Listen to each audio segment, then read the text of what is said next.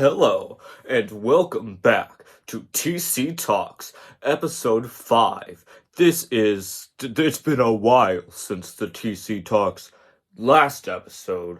What happened? Well, I don't know. They probably witnessed the heat death of the universe, no longer had the will to live.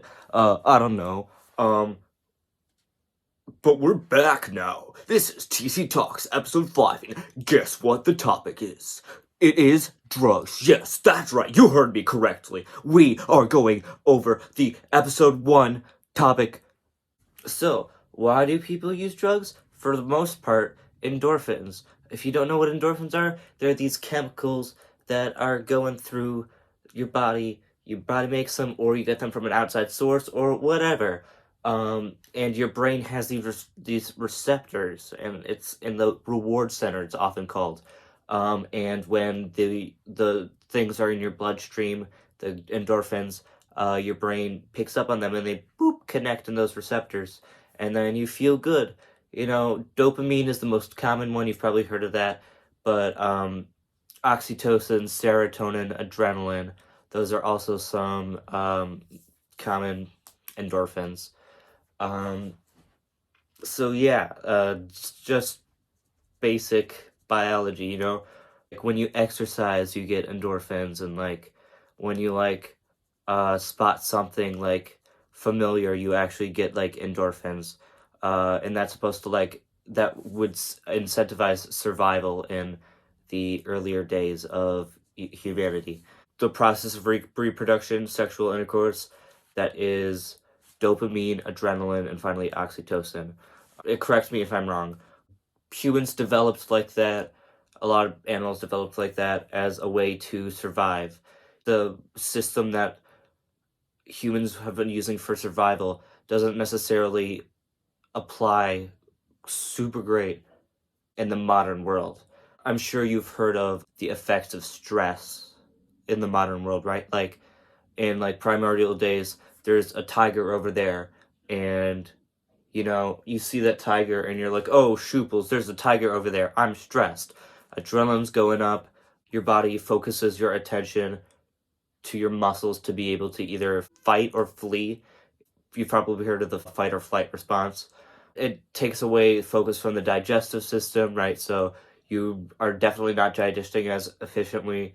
That's why people who are under a lot of stress can often see some weight loss.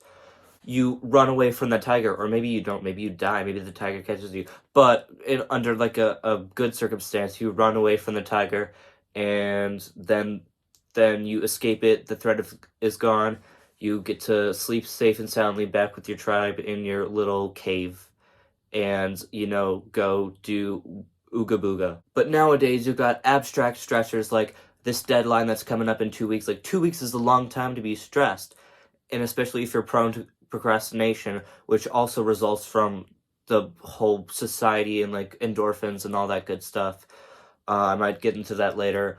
Or like how, like, being concerned how others perceive me, like what am I gonna wear today, like all these like little things, like posting on social media, how am I presenting myself. It was evolutionarily coded into humans to be tribal, but not to that extent. Like it was like a certain amount, like you only had to have so much concern, but now there's just a seemingly infinite amount of aspects that you have to be concerned about in the modern day. So, you know, humans definitely weren't designed for that. Not that it's a bad thing, but we weren't designed for that, you know? You have this fight or flight response for an extended period of time that your body wasn't made to endure, right? And that can have serious negative consequences on your overall health. So it's the same deal with endorphins. It's these primal techniques that are being applied in the modern world, however good or bad that may be. So we still have the susceptibility to the to endorphins. We still have that reward center that makes us feel good when we do these things, and we, in even like artificial ways of getting endorphins, we still have that like susceptibility to that, even if we don't actually do things. In like first world countries, survival isn't a huge issue, so people are like doing like whatever they can to get endorphins, like again, like pattern recognition. The whole basis of like comedy, what we find entertaining, is based off of that pattern recognition. All of our like our music tastes are based off of that pattern recognition. It's not like because I listen to like more complicated music doesn't mean I'm like not falling victim to the flaws of the human brain. It's just that I have had more experience with recognizing more complex patterns, and I'm able to get endorphins from more complex patterns and recognize them. Um, while people who may not have experience, may not have as much experience, just hear the patterns that have been played constantly for their entire life, and they recognize those patterns, then they get endorphins. Like it's the pattern recognition coming right back. That's all it is. And then there's the social incentive aspect to it, um, where like we seek validation and acceptance from others, and that is something that is hardwired into us through evolution, like developing as like human primal humans and tribes, but only being applied in the modern world and over a virtual sense, right? That need for validation is is the most human that you can be, right? It is completely human to need that validation. I'm not saying like all social media is bad, right? Like endorphins aren't a bad thing, right? Like it's like even though it's like completely different, we still have like a process of like getting endorphins and like doing certain activities, right? So it's not entirely different, like just because of like our biological makeup, that doesn't make one activity bad just because it's different. We get endorphins from eating, right? Like back in the primordial days, like we would like there would often be times where there were like scarce foods. There were scarce food, so we would need to like build up fat stores for famine or hunger, or like or save up fat stores for the winter. Just as a survival mechanism. Because those people who did like have those fat stores and like did get endorphins from eating fatty foods, they survived, and the people who didn't, who were not rewarded for eating those foods, died in the winter or like during a famine. We are like biologically programmed to want to eat these foods more than the others. Like that's within our DNA. There's obviously taste, but taste can only cover so much. There's a clear difference between personal preference and what's been ingrained into you over thousands of years of biological engineering. At times, it's even easier to get those fatty foods just because of the way society was built. People like the fatty foods, like it gives them endorphins, so they buy more of it, leaving the companies who sell those fatty foods to have more opportunity to expand and make their craft more efficient, and ultimately lead to lower prices, which ultimately leads to a vast difference in the prices and the availability of fatty foods and high carb foods versus lean and low carb foods. And that's dangerous, right? Because obviously too much of anything is a bad thing, and especially as we've seen in society today, eating too much fatty food can have some serious negative health effects. That wasn't a concern in the primal days. Like there is no regulation on like your body's like, hey, we're like ingesting too much fatty food at the time, so you should probably stop that. And there's like some sort of like biological incentive to like eat leaner foods. Like no, because that never happened. That never ever happened. And now we live in a world where that is the majority of the possibility. That is the easy way. That's the easy possibility, just because of the way that society has developed, and it's dangerous. All of the things I mentioned, they are essentially drugs, right? They are doing the same things that drugs do. They're manipulating people for like their they're manipulating people for their endorphins. They're developed around the biological incentives in our brain to maximize profit. If you would treat food like marijuana, eating like a donut every once in a while isn't gonna kill you, right? Because that's just a thing that gives you endorphins, you know?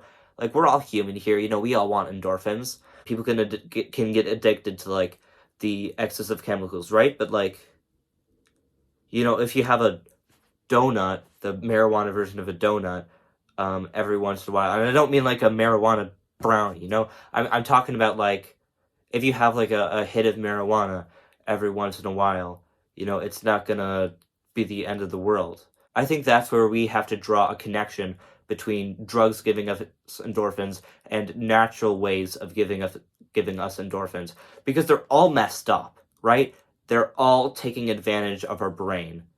But if we learn to use them in a conscious way and we're being conscious of what we consume, whether that be media, drugs, food, or opioids, essentially the same in a way. So that's why I don't really have problems with like people using like illegal drugs and stuff. Like, I mean, obviously, like underage using the drugs can have pretty serious effects.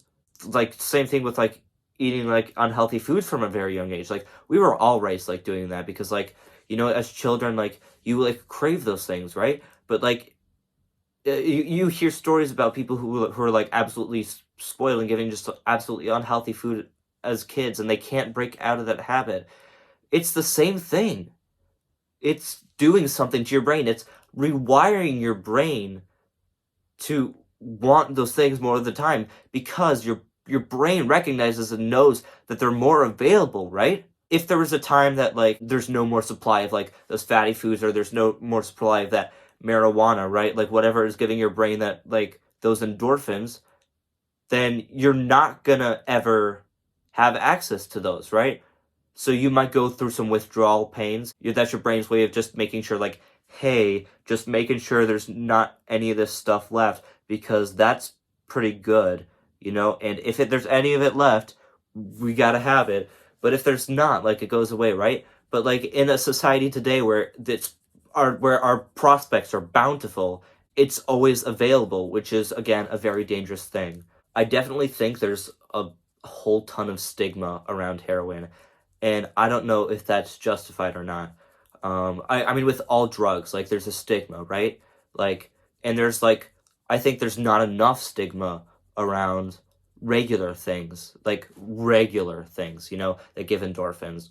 Um, and we need to find that balance between not enough stigma and too much stigma, right? Because in the end, it's all just ways of getting endorphins, you know? Okay, I have a ton of friends who vape and like use like weed stuffs. I think for adults it's perfectly fine, right? Like even if like even with like illegal drugs, like as long as you're not getting addicted, right? Like again, more people are more susceptible to addiction than others, and it also really depends on your mindset about substance use, whatever that may be. I think for adults it's perfectly fine, but there are some developmental consequences to using drugs like that at a young age, besides just the rewiring of your brain to like want that, to crave that dopamine. Here's the big one. The big kahuna, the father of all mother fluffers. Um, so, okay, yep, here it is. Masturbation. Your mindset is especially important with masturbation. Certain people are more prone to being genuinely addicted. Some people are more resistant to addiction. You know, like an enjoyment, you know, like eating food or whatever. Okay, and getting into religion a little bit. But a lot of like Christians where like they like the Bible like says like masturbation is wrong and whatever, and you should only splooge inside a woman if you're a man. And they like say like, oh, I was addicted to masturbation at some point. I don't know their story, but again, it's their mindset. Not to like deny your experience or anything, right? I feel like it was mainly the mindset and the shame and humility coming from masturbation that led to that outlook of addiction, right? Which again, if my mindset was different, I may perceive myself as addicted, but I don't display the common signs of addiction. So I think that's a pretty good judge of it, and I think I'm not. Sometimes it can lead to denial of addiction when you really are addicted. Um, and that can also be dangerous. We all just have to live in this terrible world and make do with it. Everything is relative, everything sucks. Um, that has been me.